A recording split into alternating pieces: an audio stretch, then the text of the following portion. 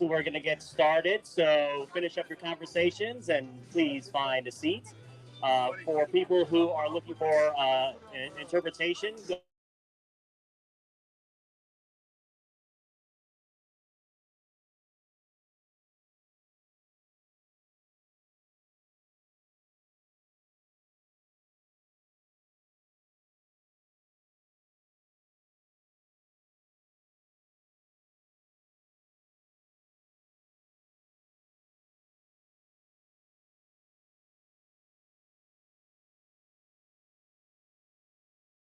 click on the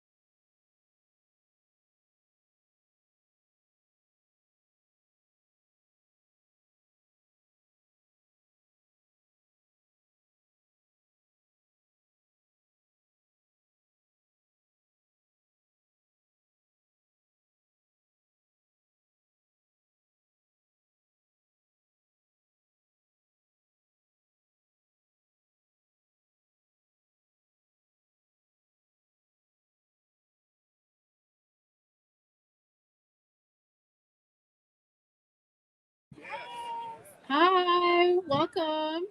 So, if you haven't already seated and you would like to sit down, there are still seats available in little pockets around here. So, please go ahead and find a seat.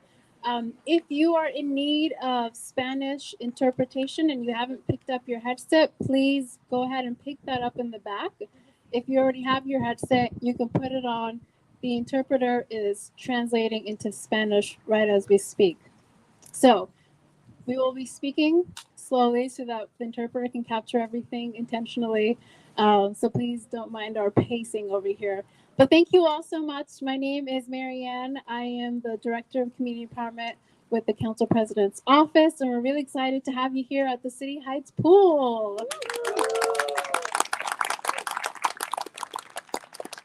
So we're really honored to be able to do this here for a second year. Last year we were at another City Heights Park facility. So I just want to really thank possible for working really closely with us so that we can have this beautiful background as part of our State of the District today. Um, I wanted to welcome the council president in a second. But first, I just wanted to first off honor all of our community members, our partners, our business leaders, everybody who makes a difference in Council District 9. We always say this, but we are really honored and grateful to get to represent such an incredible, diverse, and absolutely passionate district. Whether you are in our southeastern portion or central, wow,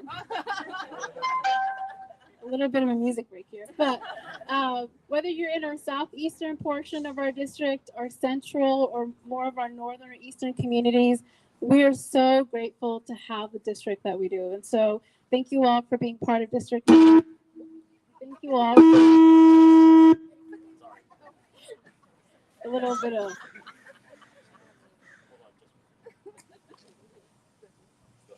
Okay, I think we're good to go. Oh, okay, cool. I sound totally different. That's insane. All right. Without further ado, I'm just going to go ahead and welcome up Council President Shawnee Rivera.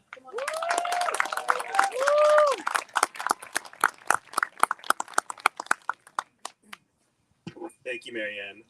Good afternoon, everyone. Good afternoon. All right. You like mess with it for a second?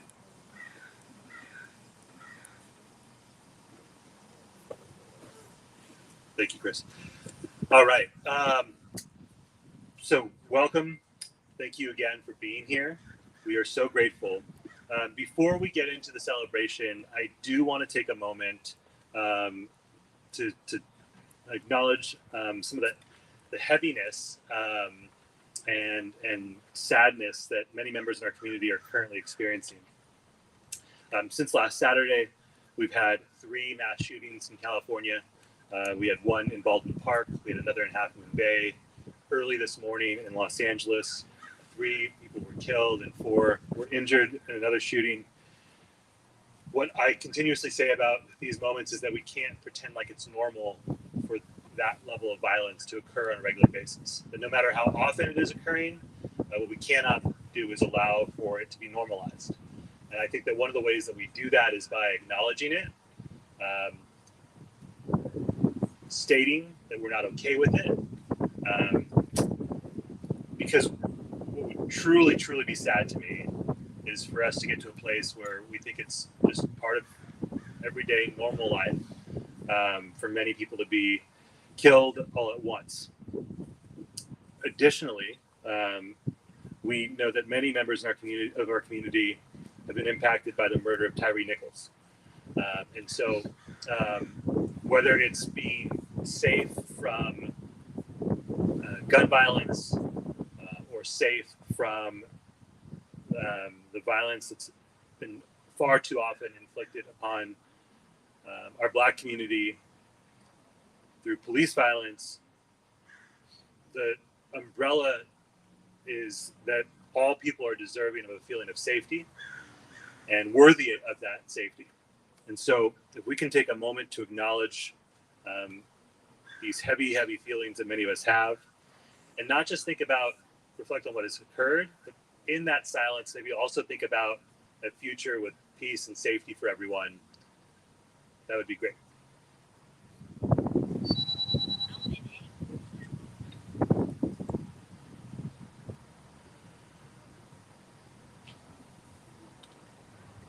Thank you, everyone. So I know that was heavy, but again, I think it's important that we acknowledge those moments. And one of the ways that as a community we can demonstrate resilience is by not allowing the heavy things that are happening to inhibit our ability to celebrate the good that is happening. And we've all been challenged in that over the last few years. There's been so much heaviness, and for a while there, we were unable to celebrate a lot of the good that was still occurring in our community. That was the inspiration for doing the State of the District in the way that we've done it. I think we felt really good last year at the end of that event, because we had a chance to step back for a moment and recognize that despite a lot of pain and struggle, there's still a lot of good happening, and that our community is the source of that good. So with that, we're going to transition back into celebration, and we will do that first by celebrating our Parks and Rec staff who makes it possible to have events like this. So we've got some of those folks. Let's be loud enough so that they can hear us in the building and appreciate our Parks and Rec staff.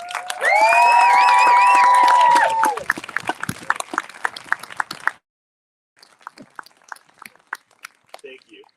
I want to give a special shout out to Raul and all of the folks that put the time into making this event a reality for us here, and that make this place such an awesome place for the community on a daily basis.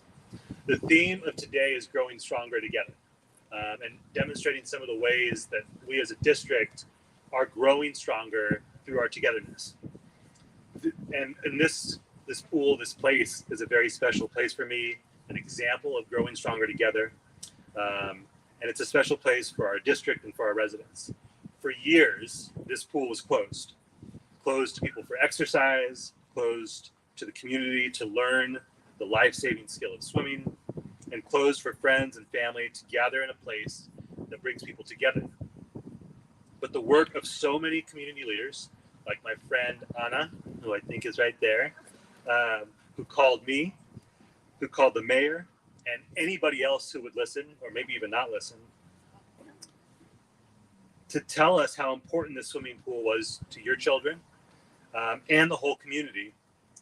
You, Anna, and others like her were rewarded this year for their efforts with the grand reopening of the City Heights Community Pool. It felt so good to be one of the first folks to jump into the pool, but it felt even better to see the children from this neighborhood to be able to play in the pool, slide down the water slide. I advocated for the reopening of the pool, but I was just a small piece of the puzzle. The work was started well before I got into office, and it involved many, many people. Not just Anna, but also many more dedicated City Heights moms and grandmothers, people like Rudy Vargas from Price Philanthropies, and also Nicole McNeil from Parks and Rec Department. It was a community effort. And it's a shining example of the work of community to make community a better place. Not just for me or for you, but a collective action as we make this district a better place for everyone. And that's why we're here today, to celebrate your work, to celebrate our district, and the work our team is doing to serve the community as we grow stronger together. So let's take a moment to celebrate the grand reopening of this pool and all the efforts that it took to make it happen.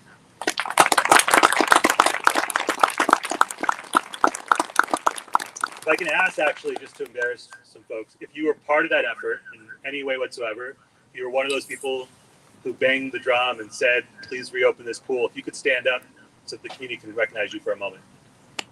Anna, it starts with you. I know we've got some more. Stand up. Yeah.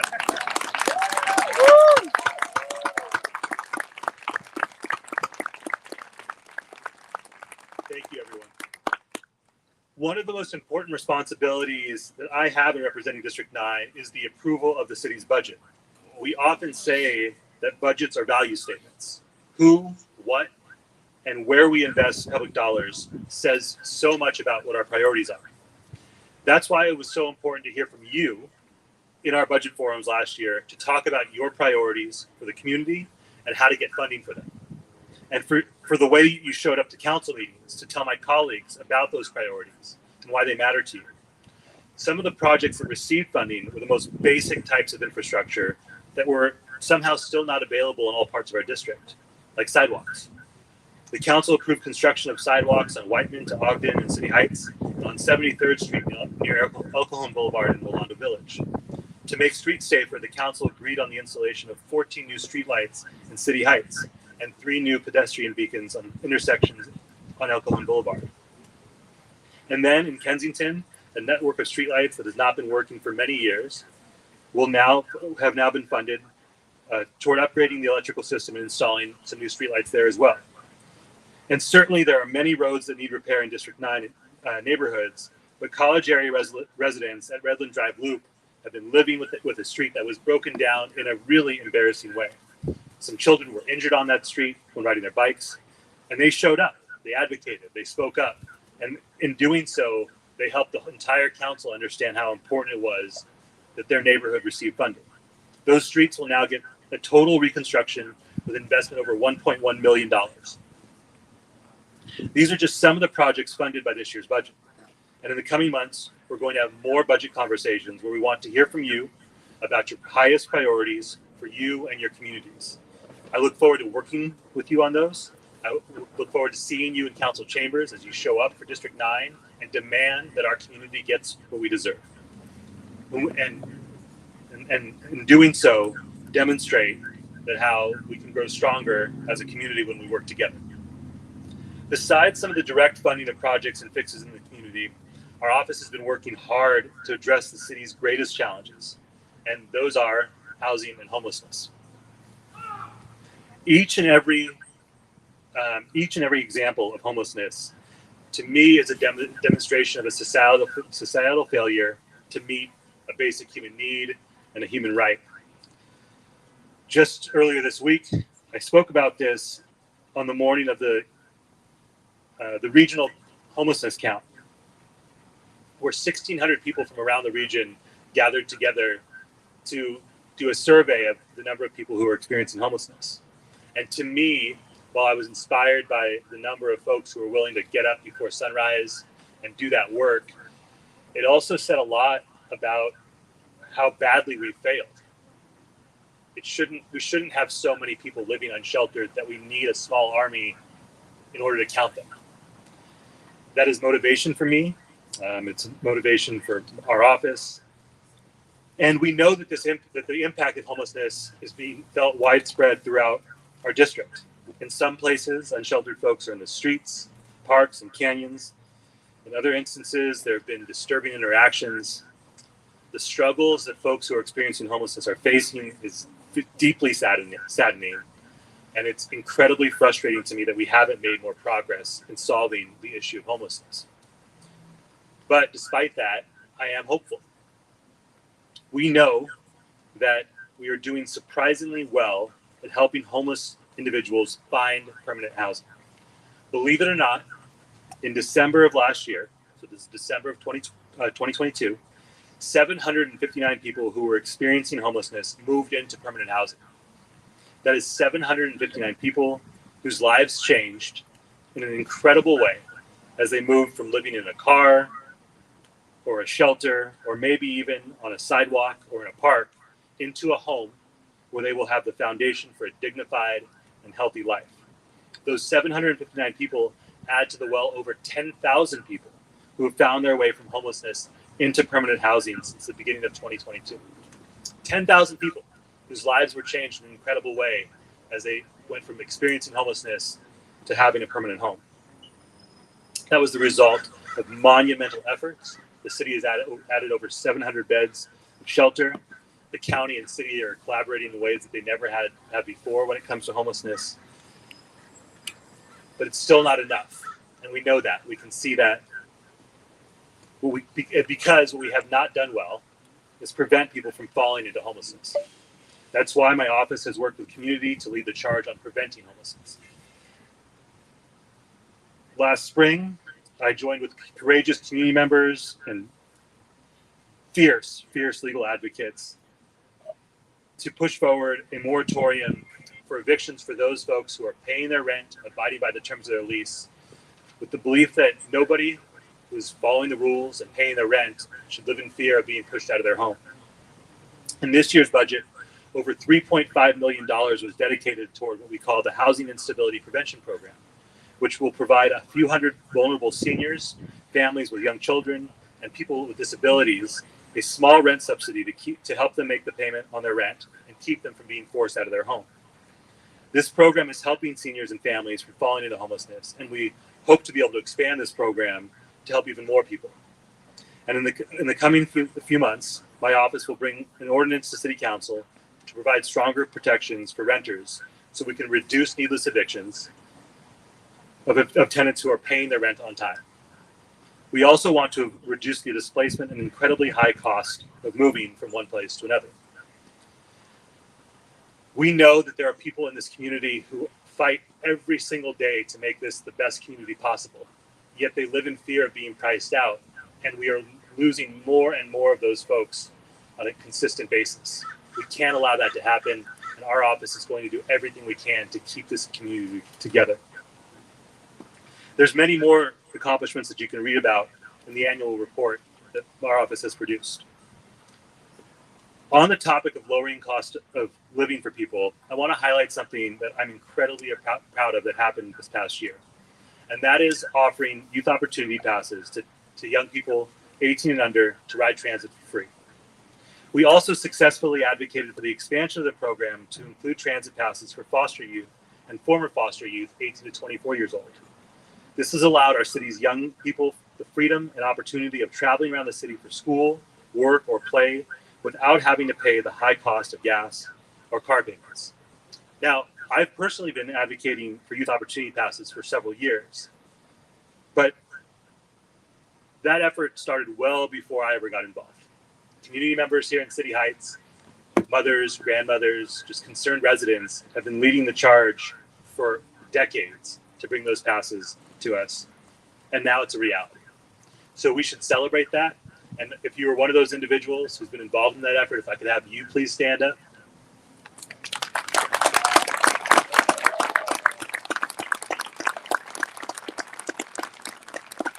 Well, that made my heart very happy because there's some people I'm seeing who I haven't seen in a little bit, who I saw in the trenches fighting that fight for a very long time. And those passes are transformational for the lives of young people. And it started right here in City Heights. How cool is that? An idea and a relentless advocacy that turns into the changing of lives for young people.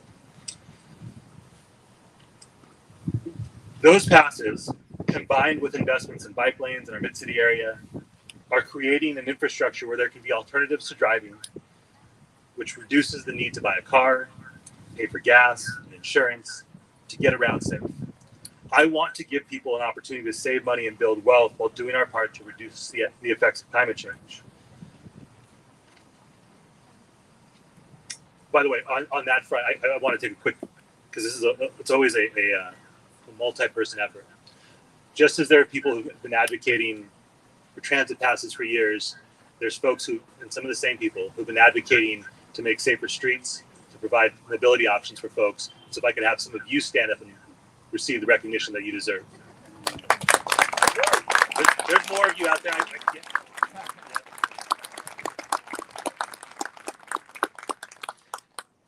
So I'll now transition to some of the work that we've done collectively to improve community. Our office awarded over $150,000 in what we call community projects, programs, and services for nonprofit organizations that directly impact our community. There's $50,000 for arts, culture, and community festivals. And I know that some of the groups responsible for those events and provide services are here today, and I want to give them a shout out. So let me get a show of hands to see how many people here have participated in a community cleanup. Y'all want to stand up? And please stay standing. This past year, we held community cleanups in 16 neighborhoods, filling 60 dumpsters. These are the folks who helped make that happen. Let's give them a round of applause.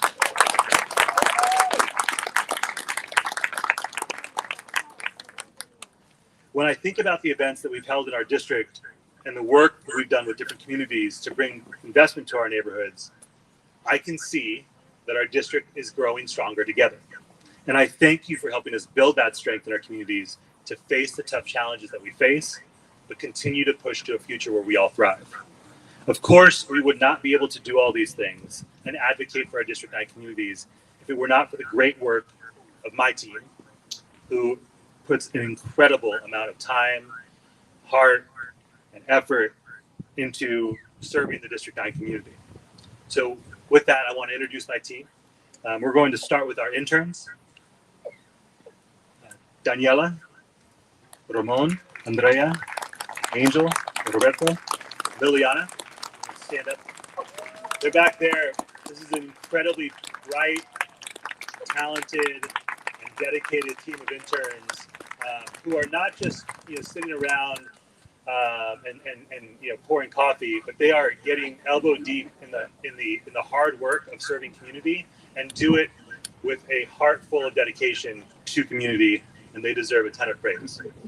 I will also shout out the other members of our team.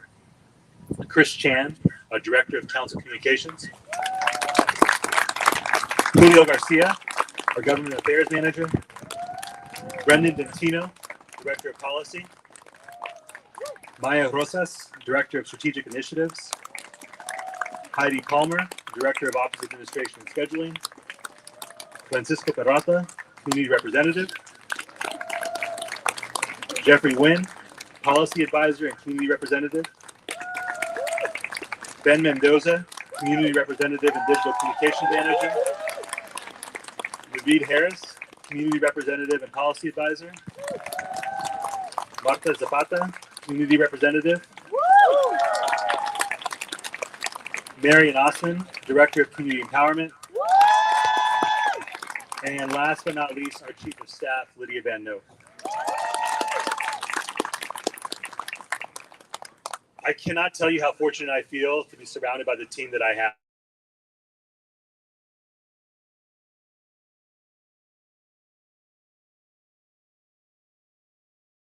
Complaining, yes, sometimes from you. And they work for someone who never stops throwing things at them. But nonetheless, they receive it and they keep pushing because they love community. And I am inspired by them on a daily basis. I could not feel more fortunate to be surrounded by them. And the way that they support each other and stay committed to the community is something that I just feel incredibly grateful to be surrounded by on a daily basis, and want to give them one last round of applause.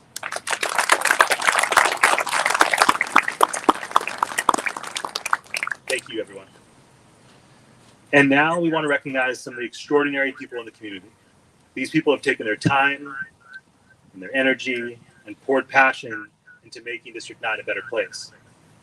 I always say that I'm so proud to represent the people of District 9, and it's because of people like you, the people who've taken time out of their day to show up and celebrate community, that makes me so proud to represent this community. With that, we will bring Marianne back up so that we can celebrate our community and announce this year's award.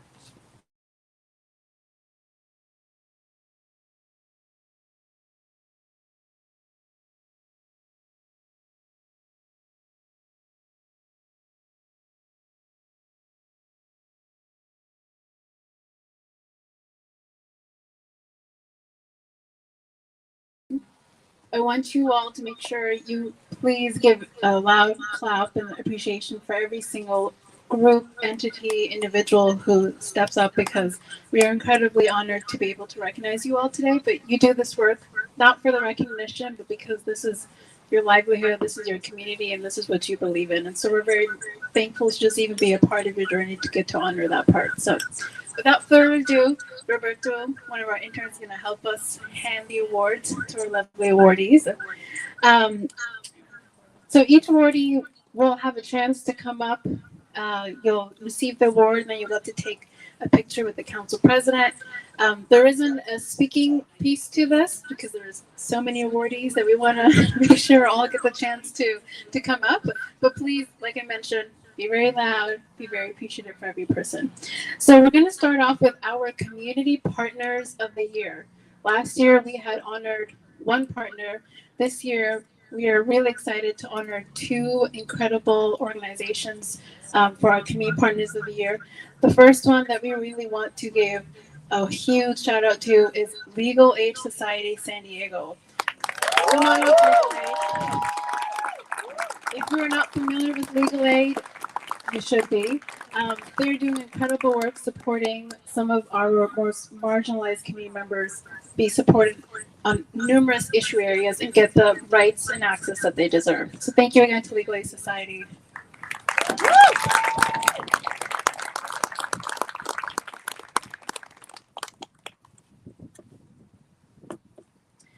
Our next Community Partner of the Year is Say San Diego Clean and Safe Streets Coalition. Come on up, y'all. The Clean and Safe Streets Coalition is an incredible partner in, honestly, some of the wonderful cleanups that we've been able to do in the past year. They are fierce mothers, fierce family members, fierce leaders in our City Heights community. And I just want to make sure that we all give them another hand of applause for the great work that they do.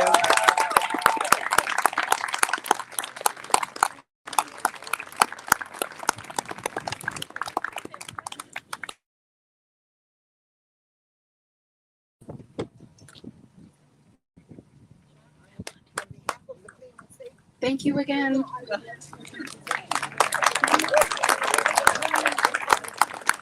So those are our two wonderful Community Partners of the Year.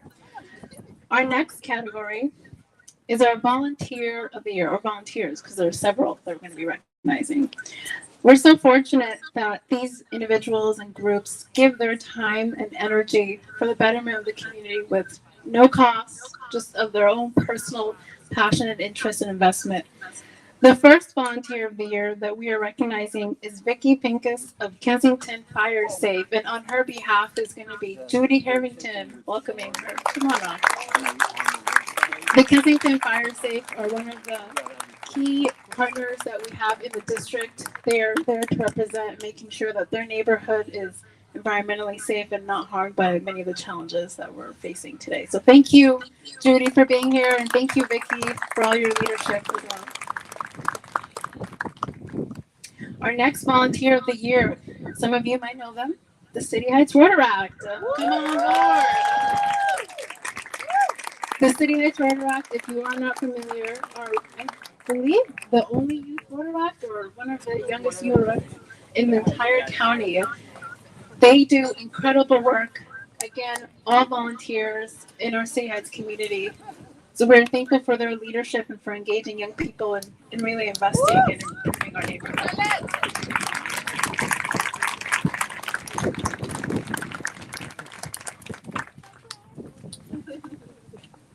So if you're familiar with Rotaract, you might also know of Interact.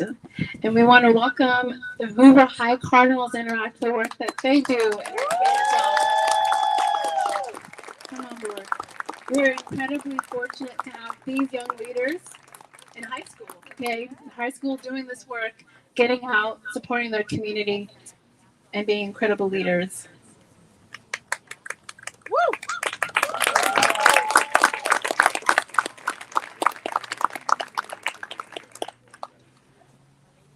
The next volunteers of the year, this is going to be a really big recognition because not only are we recognize them with an award, the Cantal Litter Pickers come on board. So if you're not familiar, Cantal is short for Kensington Television. We are recognizing these folks for the many years of service in cleaning up the Kensington and Talmadge neighborhoods. The city of San Diego has also provided a proclamation in honor of the work that they do.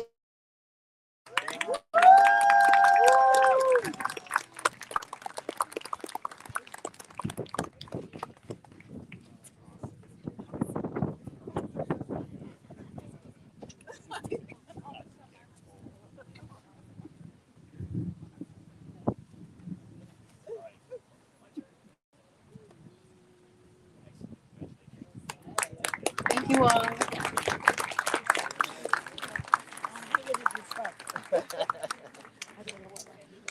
So our next category is our businesses of the year. This year we have two.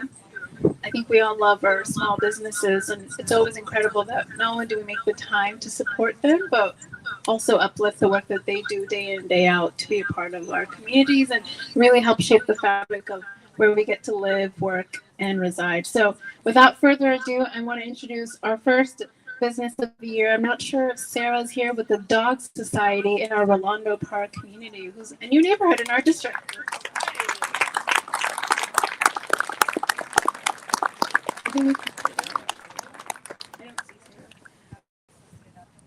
Okay, our next business of the year, Mickey with the Tower Bar. Come on up. The Tower Bar is a legendary business in City Heights. You see the City Heights logo, you see the Tower logo. And we're thankful for this incredible business leader. And the Tower Bar just celebrated the 20-year anniversary as well. So thank you all so much.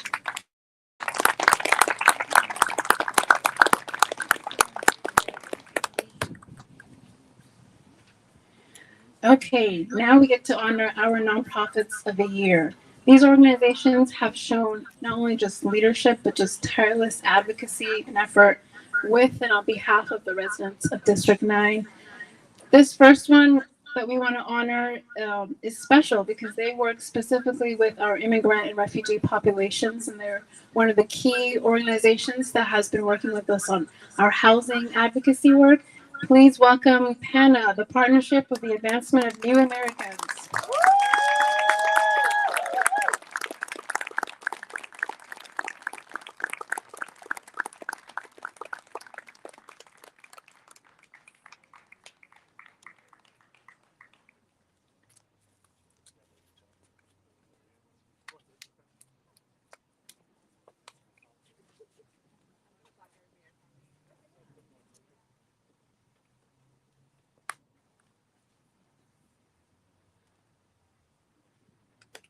Thank you again, Panda.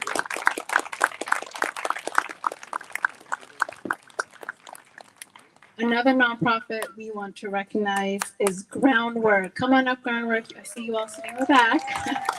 If you're not familiar with Groundwork, they do incredible work investing and improving in the environment of our communities. They are especially important to our southeastern neighborhoods in our district, and we are just honored to have worked with them.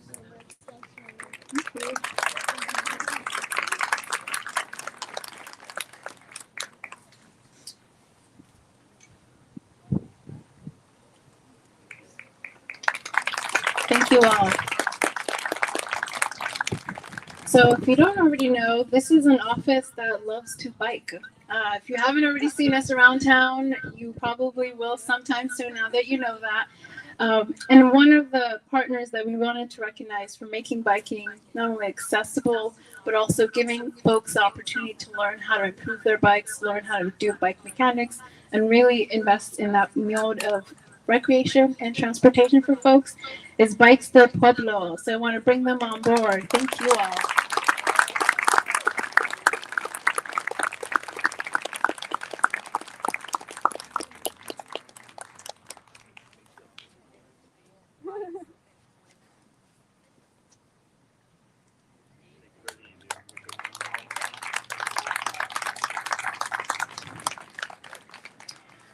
Keeping on theme of transportation and mobility and walkability access, the council president had mentioned earlier that there are some key community activists and leaders who have been fighting to keep our community safe. Safe to walk, safe to bike, safe to be able to commute however we need to. And sometimes that's inspired by some tragedy that occurs, and sometimes inspired by preventing things to occur. And one of the coalitions that are, telling their story with heart, with passion, and really with the intention to improve our communities so it's safe for everyone is Families for Safe Streets San Diego. So I want to welcome their coalition to come on board as one of our recognizees.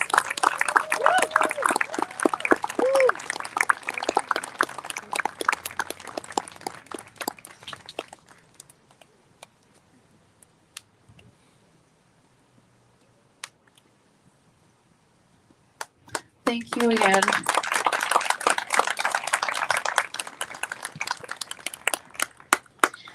And our last nonprofit of the year, another champion specifically for tenants and just housing advocates as a whole, is ACE, the Alliance of Californians for Community Empowerment. Thank you all.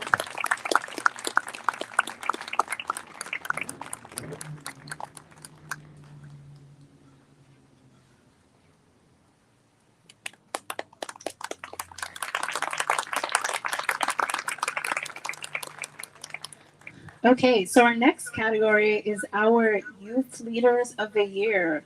We've actually got two awardees here. One of them was unable to make it, but one of them are in the house, and they're pretty packed right now, actually, so we're very excited to see them. Our youth are, we always like to say, not our future, they are our present. They are leading, they're championing, and they're doing incredible, phenomenal work, putting their stories, their lives, and their passions into everything they do. And one of the organizations that have been doing such transformational work with our young leaders is Youth Empowerment. So come on board, Youth Empowerment.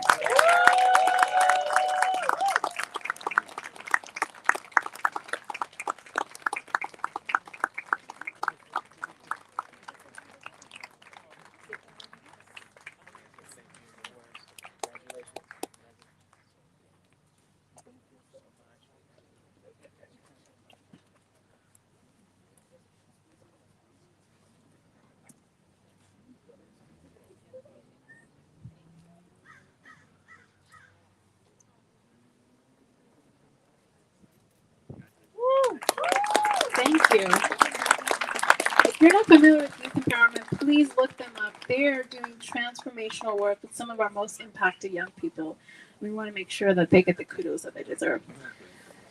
Okay, and the next youth leader who's not here right now. She actually accepted a job on the East Coast. Unfortunately, we lost her right before this week. But we want to make sure we recognize her. Is Fortune Evan. She represented District 9 on the Youth Commission that has returned.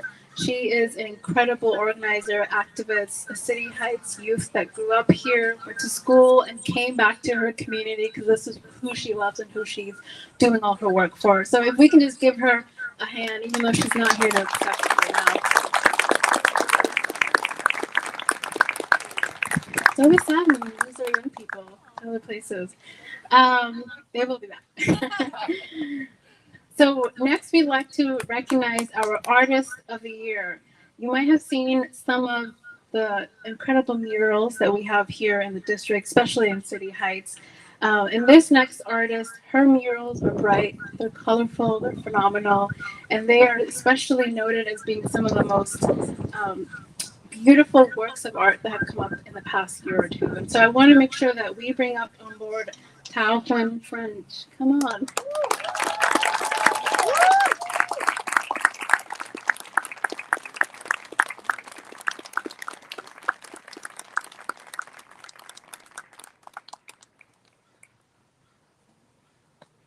Thank you.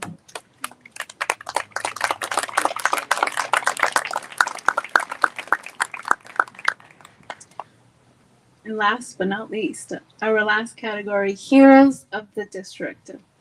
We have these heroes are representing different parts of our district. Some are from our northern, our mid-city, and our southern hero. The first hero that we really want to come on board is Robert Hildreth. If you want to come up, come on. Thank you, Robert, for all you do. Thank you for being here.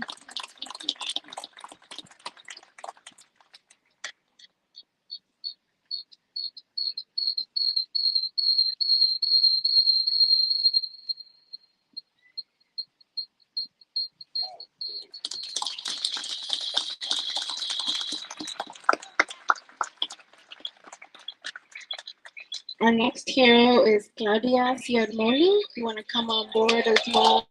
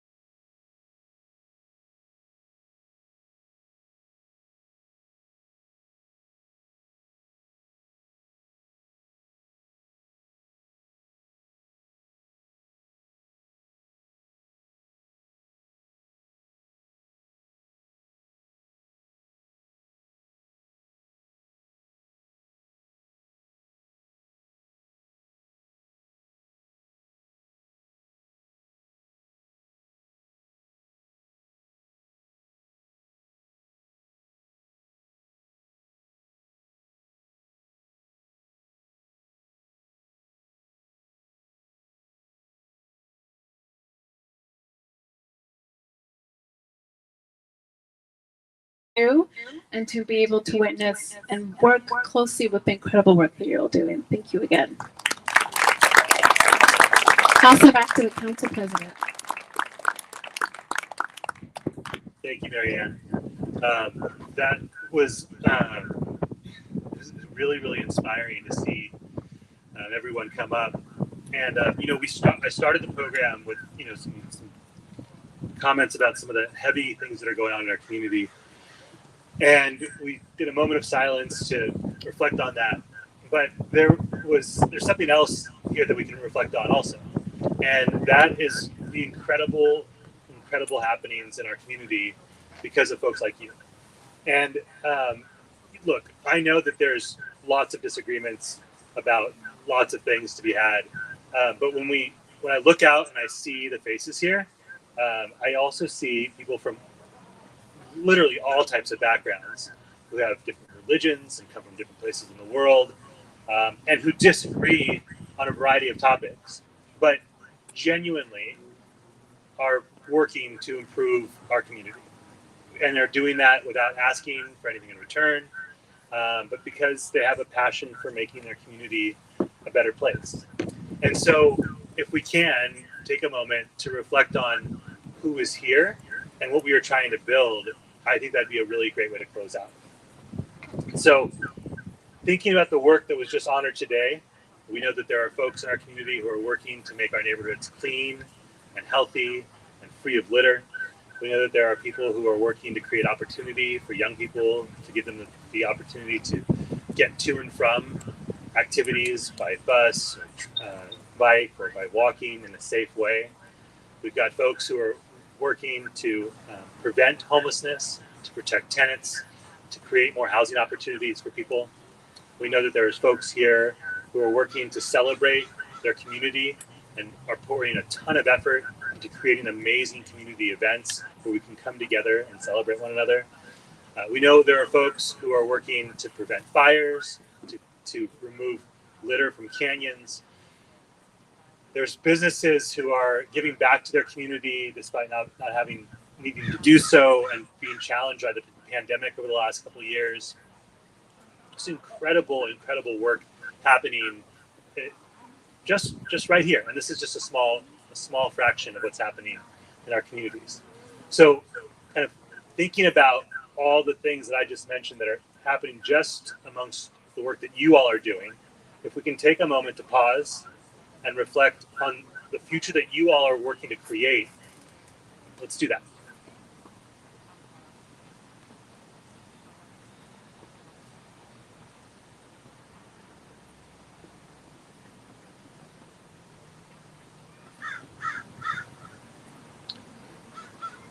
So I don't know about you, but that future, when I picture it, it's pretty beautiful. It's a beautiful, beautiful thing. And we're not going to get there tomorrow, obviously. We're not there yet. But we can get there. And I know that sometimes some of you and I in my office have even had tense moments when I challenge you to think about the future that we are trying to create and really, really believing that we can do that in concert with one another, that it doesn't need to be in conflict. And so that doesn't mean that there won't be tension at times. But I really do encourage you to reach out to someone who you don't know who's doing great community work, to find out about the work that they're doing and figure out ways, if there's ways for you to support that work or for them to support your work. There's an incredible amount of power in this space right now, and you are working toward a really, really great thing, which is a better community for all of us, right? And so I want to say thank you again for all the work that you're doing. I am going to encourage you to continue doing that work. And I hope that next year when we come together, we're one step closer to that beautiful picture that you all just closed your eyes and imagined. Thank you, everyone.